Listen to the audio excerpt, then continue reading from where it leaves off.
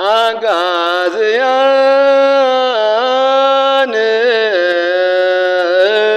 አንትሙ ከመ ፀሐይ ይበርህ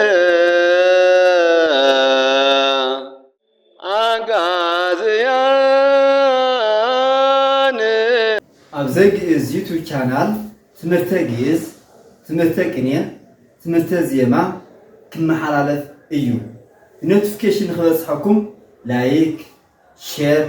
ሳብስክራይብ ብምግባር ተከታተሉ ካልኣይ ቀፅልና ወርቅ ክብር ሓደ ክንበብ ከሎ ሓደ ወርቀ ክብረ ከበ ጳውሎስ ናይ ክብሪ ወርቂ ረኺቡ ገንዘብ ማለት ገንዘብ ክብሪ ረኺቡ ምሳሌ እዩ ጴጥሮስ ገንዘብ ረኺቡ ድዩ ኣይረኸበን ስለ ገንዘብ ኣይኮነን ምንቲ በቆ ለሰብ ለመ ኩሉ ዓለም ረብሃ ወነብሰ ሃብሎ ኢሎም ዓለም ሰብ ተበልዖ ተሰተየ ዓለምስ ታዋጋል ናይ ነብሱ ምግባር ተዘይሰርሑ ናይ ነብሱ ስራሕ ተዘይሰርሑ እንታይ ዋጋ ኣለዎ ኢሎም ዝወነን እዮም ዓለም ዝወነን እዩ ስለዚ ክብሪ ረኺቡን ማለት እዩ ንክብሪ ኣትምጥን እታ ጳውሎስ ንክብሪ እዩ ዝምጥን ማለት ስለዚ ክብሪ ረኺቡን ማለት ወርቀ ክብረ ከበ ጳውሎስ ኢልና ቅኔ ክንገብር ንኽእል ኢና ማለት ስለዚ ቅኔ ውስጡ ዓብይ መልእኽቲ ዘመሓልፍ ዘሎ ክብሪ ረኺቡ ጳውሎስ ስለ ሃይማኖት ሰይፉ በሃይማኖቱ ምክንያት ተገፊዑ ተቐጥቂጡ ስለዚ ክብሪ ረኺቡ ኣሎ ኣብ ቅድሚ ኣምላኽ ክብሪ ዘለዓለማዊ ክብሪ ረኺቡ ኣሎ ዝብል ትምህርቲ የህበና ማለት እዩ ወርቂ ሓደ ሰብ ከዓ ዝፀዓረ ከዓ ወርቂ ይረክብ እዩ ወርቂ ካብ ሜዳ ይርከብ ነው ፅዕርካ ቆፍርካ ብዙሕ መስዋዕቲ ረኺብካ ኢኻ ትረክብ ስለዚ እቲ ሰብ ከዓ ወርቂ ተረኺቡ ወርቂ ረኺቡ ይበሃል ፅዕሩ ማለት ስለዚ ወርቂን ክብርን ይምሰል ማለት እዩ ወርቂ ክብሪ ምሳሌ ወርቂ ስምዒ ወይ ከዓ ሰምዒ ንብሎ ክብሪ ወርቂ ተመሲሉ ናይ ረኸበ ተስሓቢ ረኸበ እዩ ገብር ተገብሮ እውን ይወስለ ረኸበ ናይ ረኸበ ተስሓቢ እዩ ጳውሎስ ከዓ ናይ ረኸበ በዓል ቤት ዝኾኑ ሳብጀክት እዩ ማለት እዩ እዚ ከዓ ኦብጀክት ይኸውን ኣሎ ብካልእ ኣባህላ ዋክስ ኤንድ ጎልድ ንብሎ ዋክስ ኤንድ ጎልድ ይባል በእንግሊዝኛ ዋክስ ኤንድ ጎልድ ዋክስ ማለት ሰም ማለት እዩ ጎልድ ከዓ ወርቂ ማለት እዩ ስለዚ ዋክስ ኤንድ ጎልድ ማለት እዩ ረከበ ዝብል ከዓ ማእሰር ዓንቀጽ ቨርብ ንብሎ ማለት እዩ ቨርብ ንብሎ ጳውሎስ ከዓ ሳብጀክት ዋና ድርጊት ፈጻሚ ረኻቢ ማለት እዩ ሳብጀክት ስለዚ እዚ ኣብ ዝሓዘ ወርቂ ቅኔ እዩ ማለት እዩ ንቐፅል ሃሊብ ማለት ፀባ ማለት እዩ ምስጢር ሃሊበ ምስጢር መን ይልኣውፍየ እዩ ጳውሎስ ዳዊት ከም ዝበሎ መዓር ወሰኮር ጥዕመን ላውፍየ ማለት ከም መዓር ከም ስኮርን ጥዕምኒ ከም ዝበሎ ሃሊበ ምስጢር ጥዕመኒ ምስጢር ፀባ ጥዕምኒ ይብል ምስጢር ፀባ ጥዕምኒ ይብል ዓረፍተ ነገር ማለት እዩ ምስጢር ፀባ ተማት ሃሊበ ምስጢር ጥዕመኒ ማለት ሃሊበ ምስጢር ፀባ ጥዑም እዩ ፀባ ንወዲ ሰብ ዓብይ ምግቢ እዩ ህፃናት ብፀባ ኩሉ ብፀባ እዩ እንስሳ ይኹን ወዲ ሰብ ይኹን ብፀባ እዩ ዝዓቢ ማለት መጀመርያ ስለዚ ብጣዕሚ ጥዑም እዩ ማለት እዩ ፀባ ምስጢርካ ናይ ክርስቶስ ምስጢር ብዜማ ብድጓ ብጣዕሚ ዝተቃመመ ምስጢር ይጥዕም እዩ ንኣንደበት ይጥዕም እዩ ማለት እዩ ቅዱስ ዳዊት እውን ካብ መዓርን ካብ ስኳርን ንላዕሊ በል እምኒ ዝብል ላዕሊ ዝበለፀ ማለት እዩ ካብ ኩሉ ዓለም ዘሎስ ናትካ ምስጢር ናትካ ቃል እግዚኣብሔር ይጥዕመኒ ኢሉ እዩ ስለዚ ምስጢሩ ናይ ክርስቶስ ምስጢር ጥዑም ስለዝኾነ ሃሊበ ምስጢር ጥዕመኒ ልኣፉየ ማለት ንክእል ኢና ንዓፈይ ጥዑምኒ ማለት ስለዚ ብዛዕባ ፀባ ኣይኮነን ፀባ ሓላፊ በስባስ ዝኾነ ነገር ኣይኮነን ዘውቅዕ ዘሎ ብዛዕባ ምስጢር እዩ ስለዚ ሃሊበ ምስጢር ምሳሌ ሃሊብ ሰብ ምስጢር ወርቂ ተመሲሉ ናይ ጥመኒ ተስሓቢ ማለት እዩ ስለዚ ጥመኒ ዝብል ከዓ ማእሰሪ ዓንቀጽ ይኸውናል ኣነ ኣብዚ ጥመኒ ስለ ዝበለ ጥመኒ ንዓይ ዘመልክት ዘሎ በዓል ቤት ኣሎ ማለት እዩ ጥመኒ ኣነ ዝብል በዓል ቤት ኣለዎ ውሽጢ ማለት እዩ ንቐፅል ብሩር ህይወት ኣሎ ብሩረ ህይወት ሃሰስኩ ህይወት ቅርሺ ደልየ قرشي زي ديلي سويله هون سلازي إذا ما لك خنتايو برور هوت هاسوسكو قرشي هوت ديليا كل انتاي مالتي سب قرشي ديلي الحالة نجد خد وداي نجر مالت قرشي ديليا كله لعالمه مالتي عالمه نجر نسوميو هوت جين هوت مالت جين سما يكون هوتيو هوت مالت زي العالم هوت ندر سجاوي هوت أكون هوت ما بيتقابل السركب زي العالم هوت رخب له من حانيت مالتي مفوسي مالتي ስለዚህ ህይወት ሁሉ ትይ መሰለኝ ማለት ሐሳስኩ ብሩር ህይወት ምሳሌያ ብሩር ሰብ ህይወት ወርቅ ተመስሎ አይጥመኒ ተስሓቢ ጥመን ዝሮ ማእሰር አንቀጽ እዩ ስለዚህ ብሩር ህይወት ሐሳስኩ ዝብል ሓደ ቂን የሰምን ወርቅ እዩ ማለት እዩ ወይን ተሐድሶ አለ ወይነ ተሐድሶ ሶቲ ሐዋርያት ወይነ ተሐድሶ ሶቲ ሐዋርያት ሐዋርያት 12 ሐዋርያት አጳራቅሊጦስ ማለት እዩ አብጽሐጽዮን ተሐድሶም እዮም መንፈሶም ተሐድሶ እዮም ጳራቅሊጦስ መንፈስ ቅዱስ ወርድሎም እዮም ፈርሓት ዝነበሩ ደፈራት ኮይኖም ሓንቲ ቋንቋ ዝኽእሉ ዝነበሩ 71 ተወስዋት ተቃላ 72 ቋንቋ ተናገድቲ ኮይኖም ዝድንግጹ ዝፈርሑ ተኣምር ዘይሰርሑ ዝነበሩ ብጣዕሚ በርትዑ መንፈስ ቅዱስ ኣጽንዕዎማ ስለዚ ወይነ ተሐድሶ ሰቲ ማለት ተሐድሶም ሰውነቶም ተሐድሶ መንፈሶም ተሐድሶ ሁሉ ህይወቶም ሁሉ ተሐድሶ እዩ ስለዚህ ተሐድሶ ረክቦም አለው ተሐድሶ ትድስ ማለት ናይ ስጋን ናይ ነፍስን ተሐድሶ ረክቦም አለው በመዓልቲ 4000 3000 ሰብ ዘእሙን ኮይኖም አለው ማለት ተናገሮም ንሕና ኣነ ንስኻትኩምን ንባዕልና እውን ዘይበልና ኩነት ክንኾን ንኽእልና ስለዚህ ሐዋርያት ብጣዕሚ ብርቱዓት ኮይኖም እንታይ ስለዝረኽቦ ተሐድሶ ስለተሐደሰ ሰውነቱ ስለተሐደሱ ንሕና ምናልባት ሰብ ዘይክነእምን ንኽእል ንባዕልና እውን ብቑዓት ዘይንኮን ንኽእል ኢና ንሳቶም ግን ብመዓልቲ 3000 4000 ህዝቢ ዘእምኑ ኮይኖም ወይነ ተሐድሶ ትሕድስ ስለዘለኾ ናይ መንፈስ ቅዱስ ትሕድስ ማለት እዩ ስለዚ ወይነ ተሐድሶ ሰቲ ማለት ወይነ ሰትዮም ድዮም ንሳቶም ስለ ወይኒ ስጋዊ ይኮነን ወይን መለኮታዊ እምበር ስጋዊ ወይኒ አይሰቱ ስለዚ ወይነ ተሐድሶማ ናይ ተሐድስ ወይኒ ሰትዮ ማለት ስለዚ ወይንና ተሐድሶ ይምሰል ማለት እዩ ወይን ተሐድሶ ምሳሌ ወይን ሰም ተሐድሶ ወርቅ ተመሲሉ ናይ ሰትዩ እንታይ ተስሓቢ ሐዋርያት ናይ በዓል ቤት ማለት ሐዋርያት ምን ሰትዩ ዘሎ መን እዩ በዓል ቤት ስለዚ ዋና ነገር ሓደ ቂን ንረክቦም ነገራት ሓደ በዓል ቤት አሎ በዓል ቤት አሎ ተስሓቢ አሎ ማእሰሪ አንቀጽ አሎ ካብኻ ፕሪፖዚሽናት አተሐዝ ቃላት አሎ ማለት ስለዚ ወይነ ተሐድሶ ሰትዩ ንዝብል ምን ሐዋርያ እንታይ እዩ በዓል ቤት ሃሊብ እንታይ እዩ ወይን እንታይ እዩ ሰም ሽምዒ እዩ ማለት እዩ ተሐድሶ ወርቂ ተመሲሉ ናይ መን ተስሓቢ ናይ ሰትዩ እንታይ ሰትዩ ዝብል እንታይ ዝብል እና መን ዝብል ክንፈልይ ኣለና እንታይ ተይሉ ተስሓብ ኣሎ እንታይ ዓይነት ተስሓቢ እንታይ ተፈፂሙ እንታይ ተገይሩ መን ፈፃም መንና እንታይ ዝብል ማለት ስለዚ መን ዝብል ሐዋርያት እንመን ዝብል ሐዋርያት እንታይ ገይሮም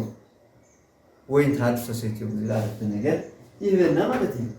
ንቐፅል ላህይም ገነት ኣሎ ኣብዚ ላህይም ሰብ ላህይም እዩ ገነት ወርቂ እዩ ስለዚ ላህይም ገነት ኣጥርዩ ላሕሚ ገነት ግዝኡ ይብል ላሕሚ ገነት ግዝኡ ገነት ይግዛእ ድዩ ቅርሺ ይግዛእ ድዩ ቅርሺ ይግዛእ ስለዚ እንታይ ማለት እዩ ንሰሙ እዩ ንሰሙ እንታይ ይብል ላሕሚ ኣጥሪ ላሕሚ እንተጥርኻ ሃፍታም ትኸውን ኢኻ ካብ ላሕሚ እንታይ ኣሎ ፀባ ኣሎ እጅቦ ኣሎ ብዙሕ ነገር ኣሎ ሙራኽ ትወልድ እያ ባዕራይ ዝሕረስ ሙራኽ ትበካ እያ ማለት ላሕሚ ናይ ላሕሚ ጠቐሜታ ብዙሕ ኣሎ ስለዚ ኣታሰብ ላሕሚ ኣጥሪ ላሕሚ ክታጥሪ ኣለካ ይበሃል እንደማንም ኢልካ ሓንቲ ላሕሚ ኣጥሪ ይበሃል ንሰሙ ማለት እዩ ስለዚ ብዙሕ ጥቕሚ ስለ ዘለዎ ካብ ላሕሚ ብዙሕ ጥቕሚ ማለት እዩ ካብ ፀባ ክሳብ ናይ ባዕላ ስጋ ካብ ሳብ ባዕራይ ክሳብ ትህብ ብዙሕ ጥቕሚ ንህበና ማለት እዩ ገነትካ ኣብ ገነትካ ብዙሕ ካብኡ ዝዓበየካ ኣሎ جنة هيوت إياه جنة ناي نفس ميجز اللوا حزن زي ولو كل جزية فقر سلام تحواس سجال فريق زيادة الآن مستير زلوي سلازي جنة هاتري مالك نجنة الخام نسوا أي تخفان سألي صوم مسؤول تفاقر ሃይማኖተኛ ሁን ማለት እዩ ገነት አጥሪዋ ምን ብጥበብ እዩምበር ገንዘብ ከምዕደጋ ዝዕደግ ተኻርዲ ሃፍታም እንድኻዝ ዝቃየረለ ስለዚ ላይነ ገነት አጥሪኩ ከሎ ንገነት ንኽትረኩ ጻዓሩ ተጋደሉ ማለት እዩ ዝምሳሌ ማለት ታሊ በጋ አሚን በጊ እና አሚን ማለት ዝሙ ተመሳሳሊ ማለት በጋ አሚን ረከበ ዮሐንስ በግ ሃይማኖት ረኩ አሚን ማለት ረኩ ማለት አሚን ማለት እንተማቲ ሃይማኖት ማለት ስለዚህ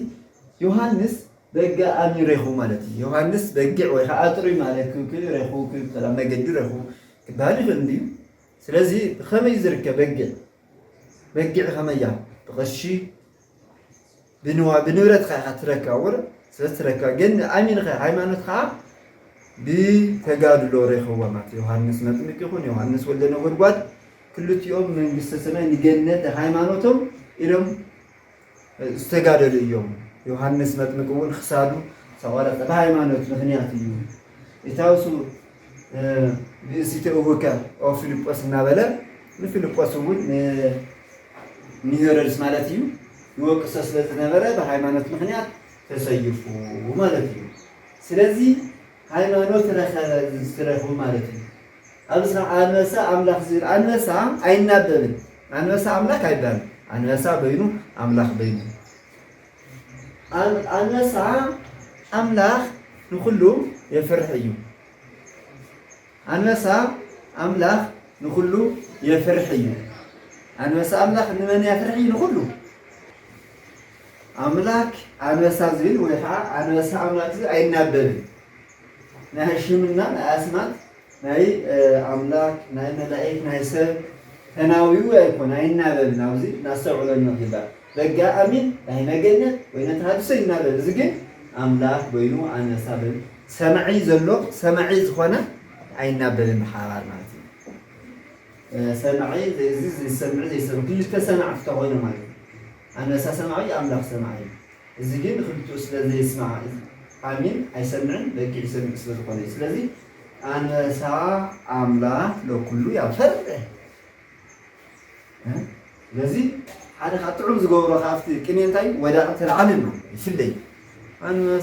أملاك هذا أنا أملاك لو كله يفرق سلذي تاي أنا